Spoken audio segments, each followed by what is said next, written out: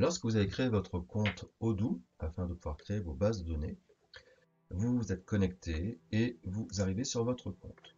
Pour créer une base de données, au niveau du menu principal, vous cliquez sur le lien My Database. Au départ, comme vous n'avez créé aucune base de données, votre tableau de bord est vide. Pour créer une première base de données avec une visée pédagogique, cliquez sur le bouton Create. Dans un premier temps, vous allez pouvoir être amené à choisir le ou les modules que vous souhaitez utiliser pour votre base de données pédagogique. Imaginons que dans un premier temps, nous choisissions de faire une activité sur la CRM. Lorsque vous choisissez un seul module, votre base est gratuite avec un nombre illimité d'utilisateurs sans limite de temps.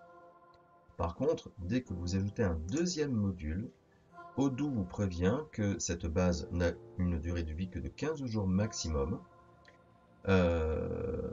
sauf si bien sûr vous appliquez une petite méthode afin de la rendre pédagogique. Donc ici dans notre cas, choisissons d'installer le module CRM et le module de vente dans un premier temps. Vous cliquez sur le bouton continuer et ici vous allez récupérer donc au niveau de votre base le nom et prénom finalement du responsable de l'administrateur en fait de la base de données, votre adresse mail qui a servi à la connexion sur votre compte. Vous pouvez préciser un numéro de téléphone si vous le souhaitez, mais quoi qu'il en soit, le plus important c'est de spécifier un nom d'entreprise. Imaginons ici que vous souhaitiez créer l'entreprise Startampion et qui sera valable au moins 10 mois. Dans ce cas-là, vous commencez par insérer en fait ici votre nom de base avec les mots clés EDU et le tiré du 6. Ensuite, vous pouvez saisir donc le nom de votre entreprise. Par défaut, Odoo rajoutera l'extension .odoo.com spécifiant que vous êtes bien hébergé par le site Odoo. Vous pouvez vérifier le pays, la langue qui sera appliquée à la base que vous allez créer. Et ensuite, vous pouvez choisir la taille de votre entreprise, par exemple moins de 5 salariés, et quel intérêt vous apportez à cette base. Ici, vous êtes enseignant. Le plus important, je rappelle, c'est donc le choix, en tout cas le fait d'avoir saisi EDU-6 avant le nom de votre base, parce que c'est ce qui permettra à Odoo de spécifier que c'est une base pédagogique, et donc ils vous donneront un accès pendant 10 mois à cette base de données. On clique ensuite sur le bouton Démarrer maintenant. Et votre base, donc là ici, est en cours de création.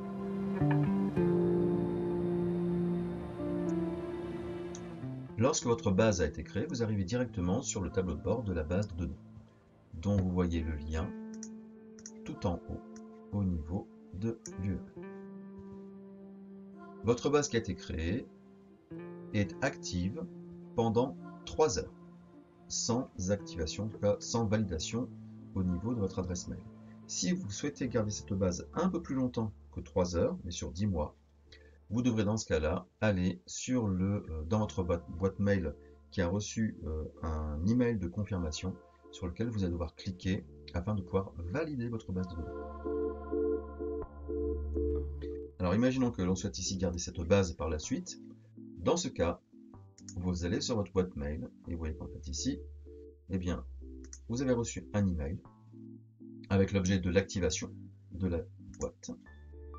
Et il vous suffit ensuite de cliquer simplement sur le bouton vert Click to activate your database. Il va vous demander de vous reconnecter à la base.